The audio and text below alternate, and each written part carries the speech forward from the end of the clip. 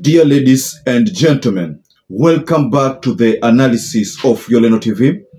I hope you're well from wherever you're watching this channel. I'd like to start this session by appreciating you so much for making this channel grow. If you wish to support us, just subscribe to our channel and give this video a like.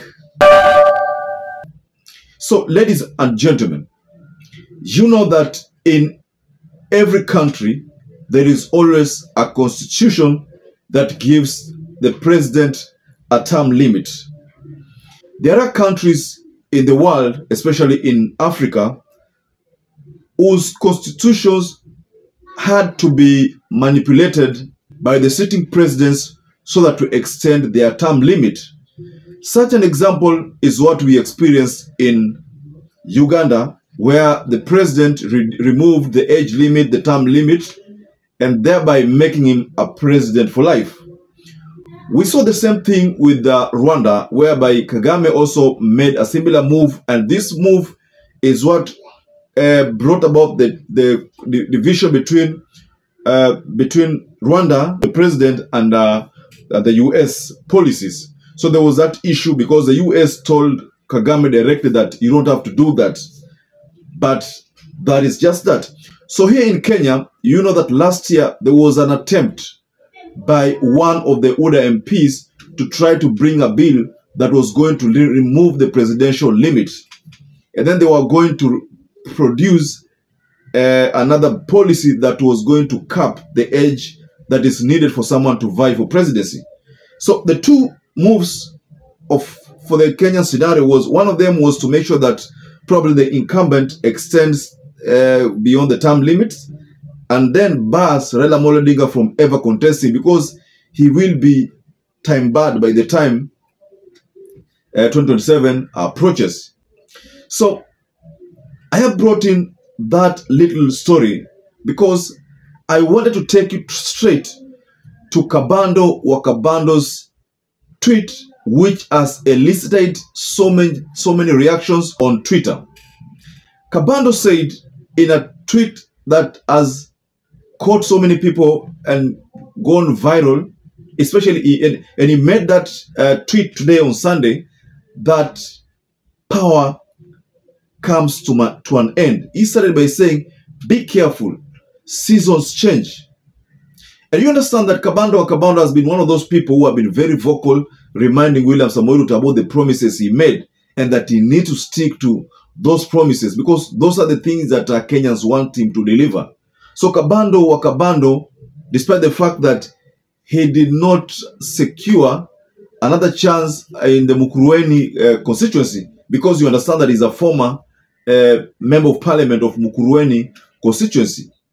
So he went to his Twitter handle and said the following: power transient. Illicit possessions are vanity. Never mock the pains on others. Injustice to anyone is a threat to everyone's justice.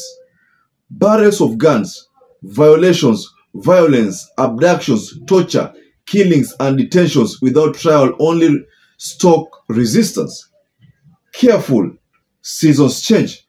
That is what Kabando wa Kabando posted in his Twitter handle. At the time I was reading this tweet, it had garnered 1,222 views, and it was almost the same time that it was posted. So, ladies and gentlemen, power transit, illicit possessions are vanity. These are things that zinapita na wakati. You know, before I go further, I think Kabando is reacting to issues like minor Jenga's arrest, issues like Babu Owino's barring Babu Owino from that cash bail which was pronounced by the courts, issues like what Njoroge is going through, the Azimio blogger who was arrested yesterday, what she's going through right now, because there are talks that there have been some trumped up charges on this issue, and that now she's being accused of using weed. And some people say that Pauline Njoroge does not even consume alcohol. So how is she going to use weed? So these are some of the charges which have been leveled on Pauline Njoroge. Weed, and it was said that he was in possession of some narcotics. I mean, these are just allegations that we see online, but those are things that Watamu DCI, because that is where he was arrested. I think those are some of the charges which have been put on Pauline Njoroge's case file. So back to Kabando wa Kabando. There are people in Mount Kenya, like Wamuchomba, who are still vocal. These are people who have said that they will not be cowed by this regime. They have stated it clearly that nothing will make them just be silent like that. I mean, it's different from what we see in Ndindi Nyoro, what we see in Ichungwa, what we see in the likes of, you know, let's say, for example, Cecil Mbarire. You know, these are people who are just nasema kwamba wanaenda na bendera kwamba chochote ambacho kitasemekana whether ni mbaya ni nzuri, how they are okay with it.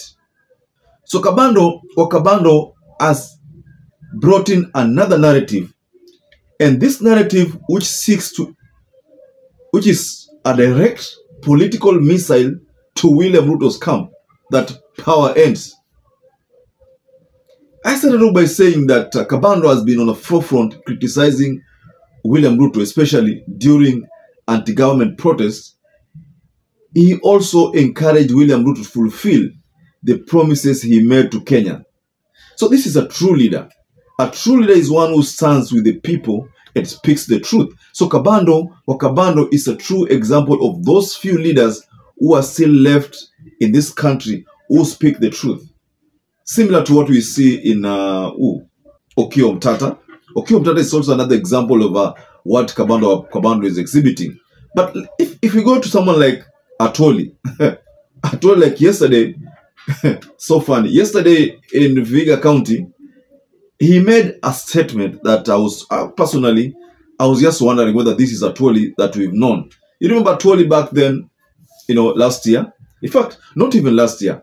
The past 4 years, Atwoli has been on William Ruto's neck. That's the reality, ladies and gentlemen. You remember that narrative of Kukata Miti?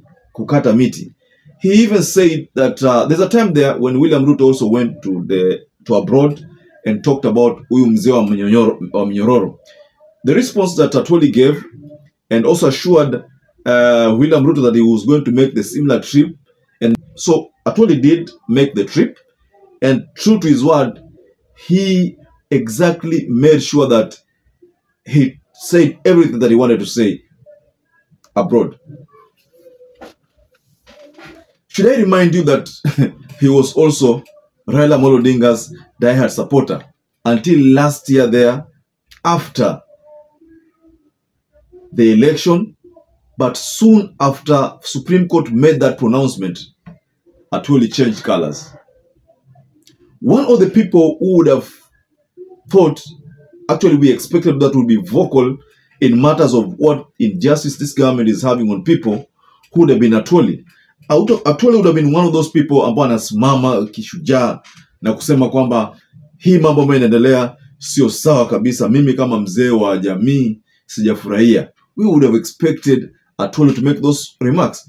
We would have expected what Kabando wa Kabando have said now ni kitu ingetoka kwa Atwoli, but not from Kabando wa Kabando. But look at Kabando wa Kabando. He has been bold to say that hii issue yote inafaa mjue tu kwamba power ends.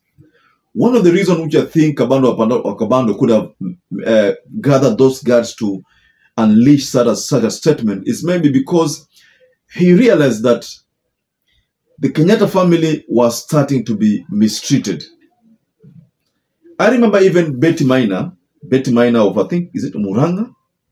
Betty Maina, who is the women rep there, I think of Muranga County, sometimes back there made similar utterances that bordered around what Wamuchomba said previously about respecting the Kenyatta family. Bound Kenya people should respect Kenyatta family. They should make sure that Kenyatta family is respected. And how are they going to do that? By talking the government out of the constant attacks, out of this what we call an onslaught on the family of Kenyatta. They should be the first people to do that. Let's look at Moi's family. Moi's family is very peaceful. Why is it not the same with Kenyatta family? So I think Kabando wa Kabando's statement here that borders around power ends has talked about numerous things. Because if you go back to that statement, there's something he has mentioned. Injustice to anyone is a threat to everyone's justice. Barrels of guns. So by barrels of guns, violations, violence, abductions, torture, killings, detentions without trial, only stock resistance. This is a very strong message from Kabando wa Kabando. I agree with Kabando wa Kabando's remarks because, honestly, what this government should know that there at one particular time itakuwa ile kwamba ni former president. Iyo itakuwa hata kama ni lini. One day itakuwa ni the former regime, the former parliament, the former speaker, the former AG, the former minister, the former MP, the former women rep, the former governor. You see, the word former will one day be in William Ruto's, when referring to William Ruto's title. He will one day become the former president. So I think this is why Kabando wa Kabando is coming out guns blazing and sending these political missile remarks to this Kenya Kwanza government, so that they can also understand that lazima kutakuwa na former. Who would have known that the likes of Kiraitu Murungi ambaye alikuwa very vocal during Mwai Kibaki's tenure, who would have known that angekuja kanyoya kama vile amenyoya saizi is Murungaro still around? Murungaro is one of those people who used to give Raila Amolo Odinga a lot of hard time back then during the Rainbow Coalition government. Murungaru, Murungi, those names. Kiraitu Murungi, Murungaru. I think Muiraria is may God rest his soul. But the word former, the title former, will one day be embedded in William Ruto's current position. So that's why Kabando wa Kabando is telling this regime that power ends. Nothing lasts forever. And that means you have to respect Uhuru Muigai Kenyatta. You have to respect the people of the Republic of Kenya, because at one particular time, you will want to have a legacy, and a legacy that involves uniting the people. That message from Kabando wa Kabando is very strong, ladies and gentlemen. And I'm not disputing the words there. The statements are very, very strong. So, ladies and gentlemen, can you tell us below the comment section there what you think about this analysis? And once again, I'd like to urge you to please comment below the comment section there. And don't forget to subscribe to this channel. It is so important to us if you subscribe. If you subscribe to this channel, YOLENO TV gets to grow. So we need you to subscribe to our channel and please help us grow. Also, don't forget to give this video a like, because if you do that, this video gets shared to so many other people. And with that, our audience grows. Also, if you hit the notification bell, so important to you, so that every time we upload any update, you will always get a notification on your smartphone as to being the first person to get it. So ladies and gentlemen, stay safe, stay blessed until we catch up again in our next analysis.